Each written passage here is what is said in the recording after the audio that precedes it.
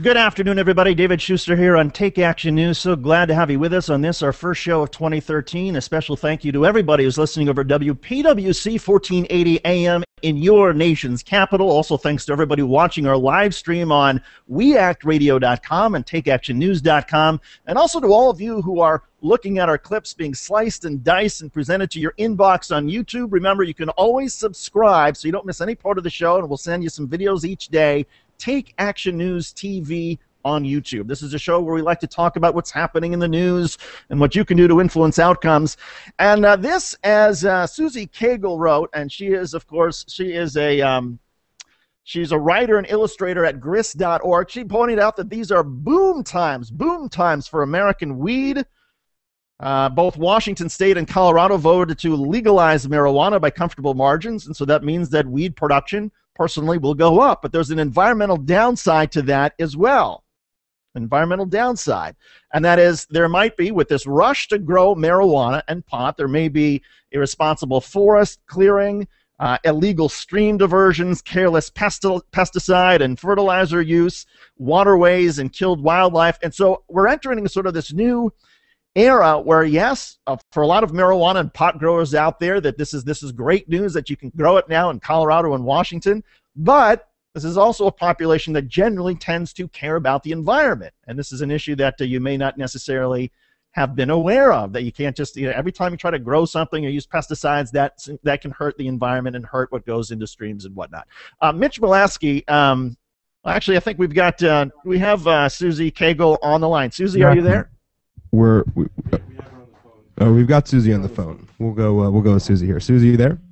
Yes. Hi. All right, Susie, tell us about tell us what are the environmental concerns of growing marijuana? Oh, geez, there are all kinds of environmental concerns about growing marijuana, and there are all different kinds of concerns depending on where you're growing it. And there are problems with just about everywhere.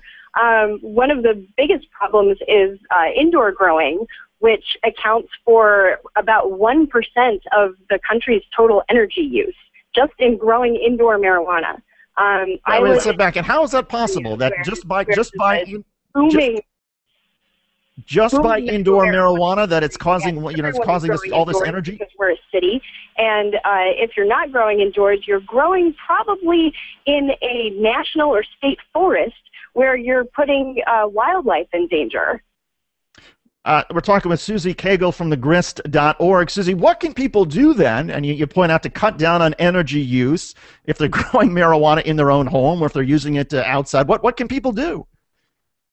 Well, it's a tough question because right now there's a trend, especially in California, where cities and counties are making outdoor growing illegal. But some of them are allowing for greenhouses. And in not just California, but even like Washington State, and Colorado, which recently made even recreational marijuana legal, outdoor growing for most of the year is pretty possible. And especially in a greenhouse, you can do it year round. If more cities and counties would allow that, that would really cut down on a lot of these problems. In Arcata, California, which is in Northern California, the Emerald Triangle, where a lot of the state's marijuana is grown, the city actually, to cut back on this crazy indoor growing and these crazy energy bills, they just made a new law that will tax people like insane amounts when they go over a certain level of electricity use, to just try to knock out these indoor grows that are so wasteful.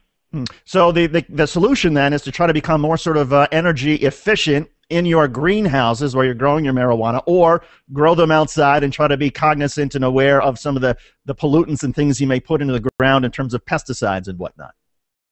Yeah, and it's tough because we're in this kind of an odd situation right now with medical marijuana where it's this kind of legal gray area, and so people still feel the need to be secretive about it. You can't grow this stuff in your backyard in a lot of places, and if you could, it would be a lot easier for it to be more environmentally safe and friendly.